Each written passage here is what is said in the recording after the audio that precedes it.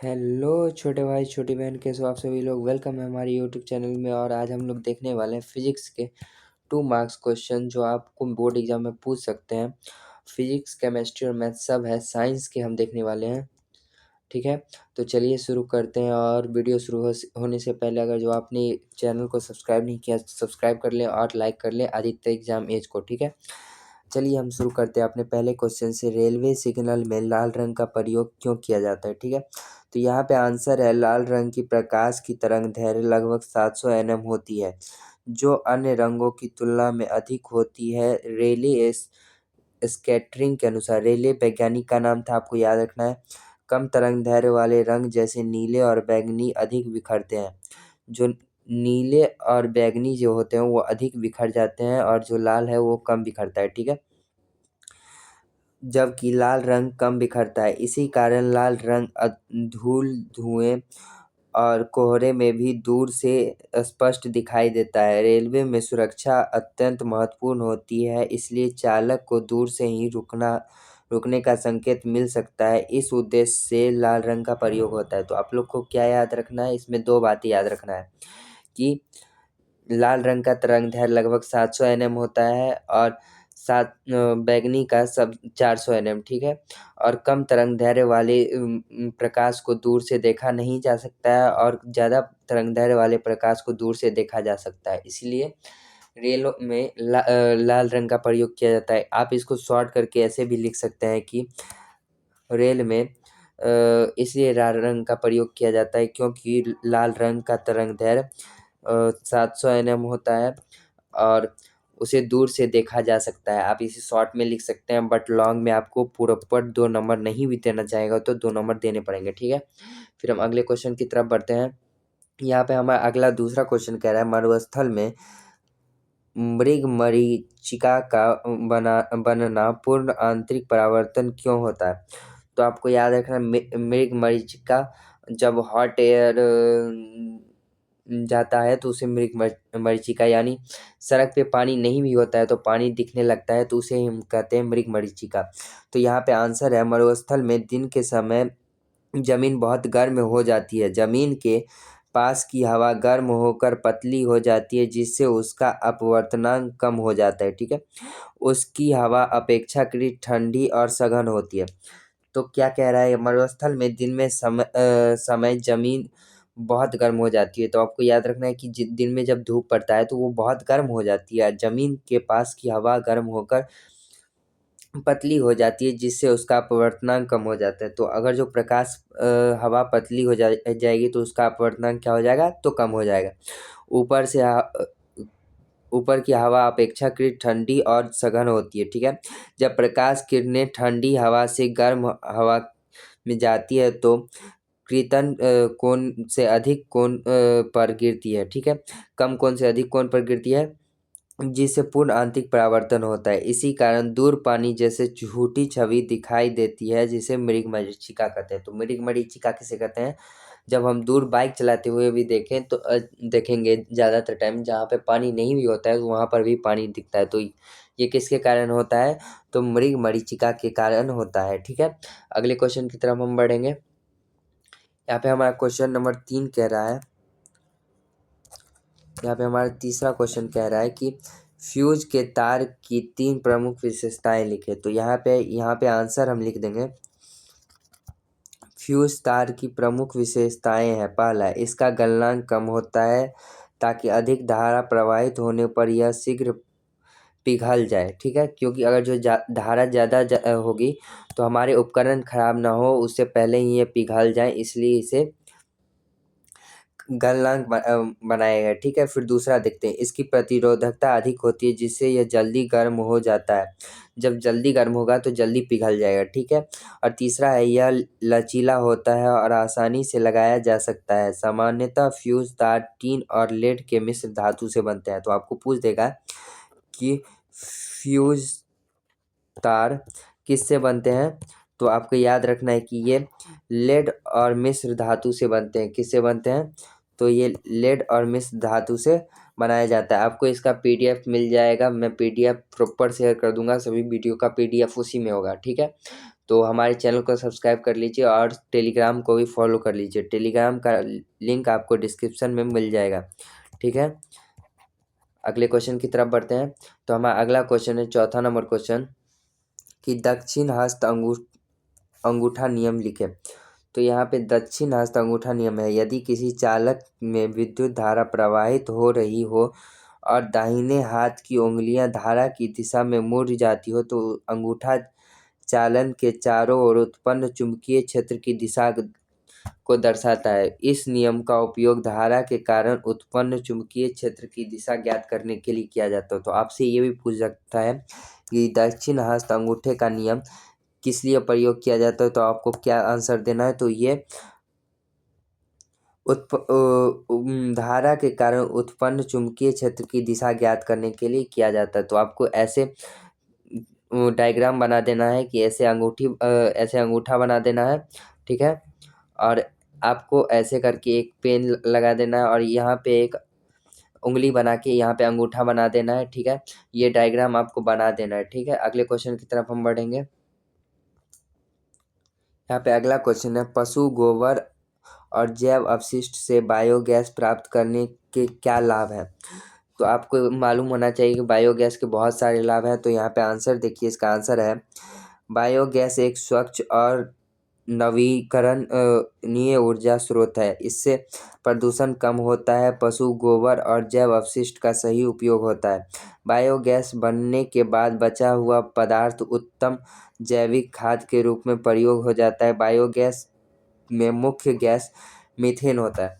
तो यहाँ पे आप क्या मालूम हुआ कि बायोगैस आपसे पूछे नवीकरणीय गैस है या अनवीकरणीय, तो आपको बायोगैस क्या बताना है, नवीकरणीय है। ठीक है, और आपको ये भी बताना है कि बायोगैस जो है उस बचने के बाद उससे पदार्थ का उत्तम जैविक खाद बनाया जा सकता है। ठीक है, तो इससे आपको मार्क्स भी बढ़ सकते हैं। तो यहाँ पे अगले क्वेश्चन, छठे क्वेश्चन की तरफ हम बढ़ेंगे।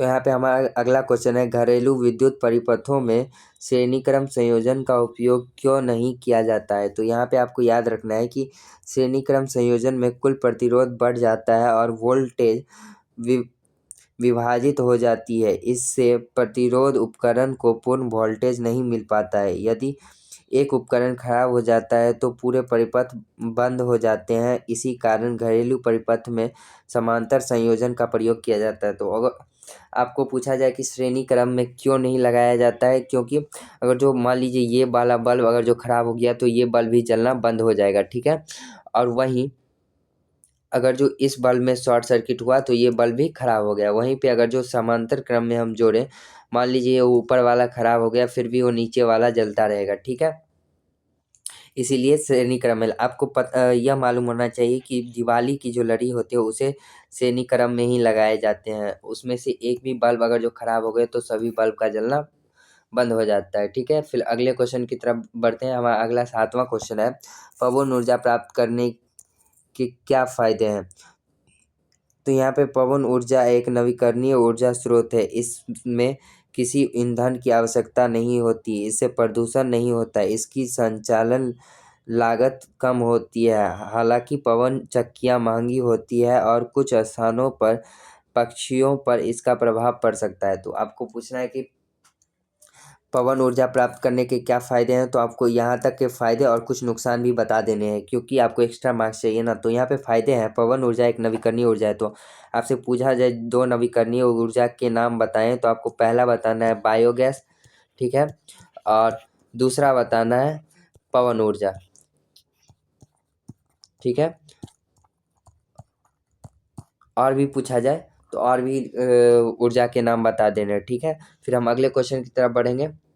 यहाँ पे हमारा अगला क्वेश्चन है, ज्वारीय ऊर्जा कैसे उत्पन्न होती है। तो ज्वारीय ऊर्जा कैसे उत्पन्न होती है, यहाँ पे देखिए, समुद्र में ज्वार और भाटा के कारण जल की गतिज ऊर्जा उत्पन्न होती है। इस ऊर्जा से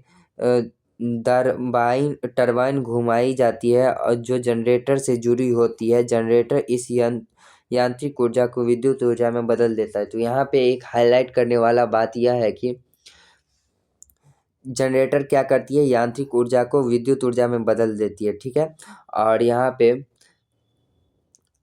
अगर जो हम देखा जाए तो समुद्र में ज्वार भाटा के कारण क्या होता है, जब ज्वार और भाटा आती है तो यहाँ पे जो है वो टरबाइन होता है, इसको घुमा देती है, ठीक है।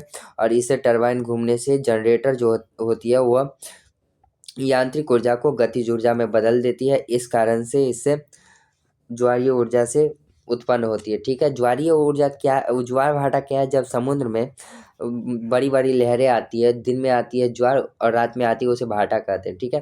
आपको ये याद रखना है। हम 9वें क्वेश्चन की तरफ बढ़ेंगे। यहाँ पे हमारा 9वां क्वेश्चन है, अवक्षेपण अभिक्रिया क्या है। तो जब दो विलयन को मिलाने पर कोई अघुलनशील ठोस पदार्थ बनता है तो उसे अवक्षेपण अभिक्रिया कहते हैं। उदाहरण BaCl2 plus Na2SO4, BaSO4 plus 2NaCl। इसमें सफ़ेद रंग का बेरियम सल्फेट अवक्षेपण के रूप में बनता है। तो आपको बताना है कि आपको यह अभिक्रिया भी लिखना है कि BaCl2 प्लस Na2SO4, ठीक है।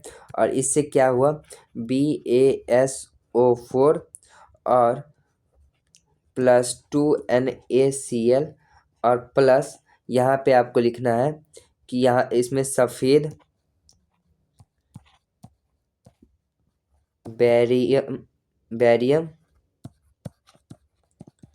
और सफ़ेद अवक्षेप भी प्राप्त होता है, ठीक है। ये आपको अलग से ये लिखने हैं, ये साथ में यहाँ पर भी लिखने हैं और ये अलग से भी लिखने हैं, ताकि आपको इम्पोर्टेंट मार्क्स मिल सके, एक्स्ट्रा मार्क्स के लिए ज़रूरी होता है। आयोडीन युक्त नमक का उपयोग क्यों किया जाता है। आयोडीन आंसर है, तो आयोडीन थायराइड हार्मोन के निर्माण के लिए आवश्यक होता है। तो आपको याद रखना है कि थायराइड एक हार्मोन होता है जिसके कमी के कारण गला जो है वो ऊंचा हो जाता है, और ये थायराइड कहलाता है, थायराइड इन्फेक्शन कहलाता है, ठीक है। इसकी कमी से गाइटर रोग होता है। वहीं जो गला जो सूज जाता है उसे गाइटर रोग कहते हैं। इसलिए आयोडीन युक्त नमक का सेवन करने की सलाह दी जाती है। सामान्यतः नमक में पोटेशियम आयोडेट मिला रहता है। तो आप अभी नमक सब का प्रचार होता है तो आपको उसमें आयोडीन युक्त नमक कहा जाता है। तो वही ये क्या है, पोटेशियम आयोडेट, ठीक है। आपको ये याद रखना है। और ये नमक का सूत्र है, तो यह भी आपको याद रखना है, व्हाइट पोटेशियम का सूत्र, ठीक है। यहाँ पे अगला क्वेश्चन है, मनुष्य के उदय में HCl की भूमिका। तो यहाँ पे HCl पेट में अम्लीय माध्यम बनाता है और यह भोजन में उपस्थित हानिकारक जीवाणुओं को नष्ट करता है तथा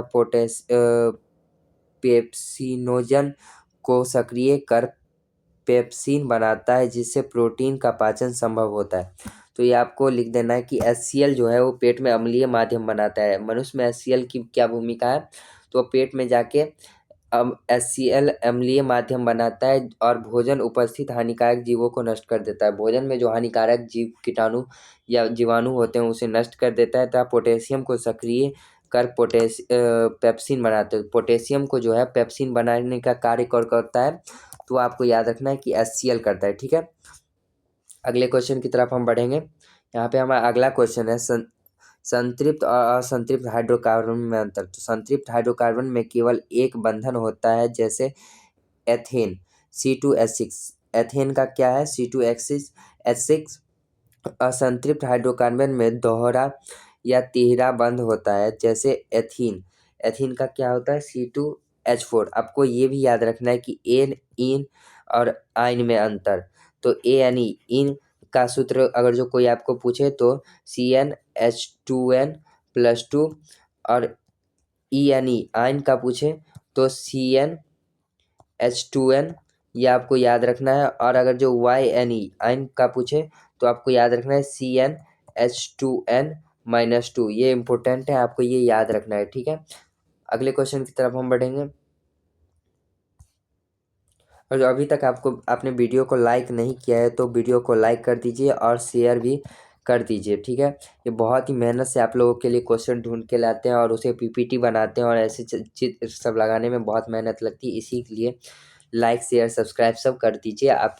और ऐसे ही वीडियो कंटेंट और नोटिफिकेशन ऑन कर दीजिए, ऐसे ही वीडियो आपको मिलता रहेगा। ठीक है, तो चलिए हम अगले क्वेश्चन की तरफ, क्वेश्चन नंबर 13 की तरफ बढ़ते हैं। ठीक है, यहाँ पे हमारा क्वेश्चन नंबर 13 कह रहा है संयोजी अभिक्रिया क्या है। तो यहाँ पे जिस अभिक्रिया में दो या दो से अधिक पदार्थ मिलकर एक नया पदार्थ बनाते हैं उसे संयोजन अभिक्रिया कहते हैं। उदाहरण C+O2 बराबर CO2 प्लस ऊष्मा। कार्बन और ऑक्सीजन के मिलने से कार्बन डाइऑक्साइड और ऊष्मा निकलती है और यही संयोजन अभिक्रिया का उदाहरण आपको देना है। अगले क्वेश्चन की तरफ हम बढ़ेंगे। सिरका क्या है। तो सिरका एसिटिक अम्ल का 5 से 8% जलीय विलयन होता है। इसका उपयोग भोजन संरक्षण, सफाई और चिकित्सा में किया जाता है। ये आपको याद रखना है। हम अगले क्वेश्चन की तरफ बढ़ेंगे। अगला क्वेश्चन है क्वेश्चन नंबर 15, एस्टिकरण क्या है। तो जब कोई अम्ल अल्कोहल आपस में अभिक्रिया करके एस्टर और जल बनाता है तो उसे एसिडीकरण कहते हैं। ठीक है, उदाहरण आप लोग देख लीजिएगा। अगले क्वेश्चन की तरफ बढ़ते हैं। क्वेश्चन नंबर 16 कर रहा है अमाशय में पाचन रस की भूमिका। तो अमाशय में गैस्ट्रिक रस स्रावित होता है जिसे HCl कहते हैं। पीछे भी हम लोगों ने पढ़ा था पेप्सिन और म्यूकस होता है। यह प्रोटीन के पाचन और अमाशय की सुरक्षा में सहायक होता है। ये इंपॉर्टेंट क्वेश्चन है। HCl की भूमिका आपको किसी भी हालत में याद रहनी चाहिए। ठीक है, अगले क्वेश्चन की तरफ हम बढ़ते हैं। अगला क्वेश्चन है विभिन्न जीवों में श्वसन अंग। मछली में गल्फर होता है और केंचुए का त्वचा होता है और मच्छर में ट्रैकिया होता है तथा मनुष्य में फेफड़ा श्वास अंग होता है। तो आपको क्या याद रखना है कि मछली में गल्फर और केंचुआ में त्वचा, वह त्वचा से ही सांस लेती है। ठीक है, और मच्छर में ट्रैकिया और मनुष्य में फेफड़ा आप लोग को याद ही होगा। ठीक है, अगले क्वेश्चन की तरफ हम बढ़ते हैं। द्विगुण परिसंचरण क्या है। तो मनुष्य के रक्त 2 बार हृदय से होकर गुजरता है, एक बार फेफड़े तक, दूसरा बार शरीर के अंगों तक। इसे द्विगुण परिसंचरण कहते हैं। ठीक है, अगले क्वेश्चन की तरफ हम बढ़ेंगे। क्वेश्चन नंबर 19 हमारा कह रहा है कि डायलिसिस का सिद्धांत। जो डायलिसिस में सेमी परमिएबल झिल्ली की सहायता से रक्त से अपशिष्ट पदार्थ जैसे यूरिया को बाहर निकाला जाता है। यह किडनी में फेल होने पर किया जाता है। ठीक है, तो आपको याद रखना है कि डायलिसिस कब किया जाता है, जब किडनी फेल हो जाता है तब डायलिसिस किया जाता है। ठीक है, और यह डायलिसिस में क्या होता है तो सेमी परमिएबल झिल्ली की सहायता से रक्त से अपशिष्ट पदार्थ निकाले जाते हैं। ठीक है, हमारे लास्ट क्वेश्चन की तरफ हम बढ़ेंगे। तंत्रिका तंत्र के कार्य। तो तंत्रिका तंत्र उत्तेजनों को ग्रहण करता है, संदेशों का प्रसारण करता है तथा शरीर में उचित प्रक्रिया उत्पन्न करता है। ठीक है, आज के लिए बस इतना ही। Thank you. और सभी क्वेश्चन को एक बार रिपीट कर लीजिएगा और आपको PDF चाहिए तो कमेंट में बता दीजिएगा, मैं लिंक डिस्क्रिप्शन में डाल दूंगा। और पूरे अभी तक के जितने वीडियोज़ हैं उस सब की एक PDF नोट्स में है जो आप लोगों के साथ शेयर की जाएगी। तो इसलिए सब्सक्राइब कर लीजिए, इस चैनल को लाइक कर लीजिए और ऐसे ही अच्छे कंटेंट के लिए हमें इंस्टाग्राम और सभी जगह से फॉलो कर लीजिए। Take care, bye. और आप लोग को याद रखना है कि ऐसे क्वेश्चंस हम लाते रहते हैं, बहुत मेहनत लगती है ऐसे डायग्राम्स बनाने में और इसे लिखने में। तो एक लाइक कर दीजिएगा, अपने दोस्तों के साथ भी शेयर कर लीजिएगा। Thank you.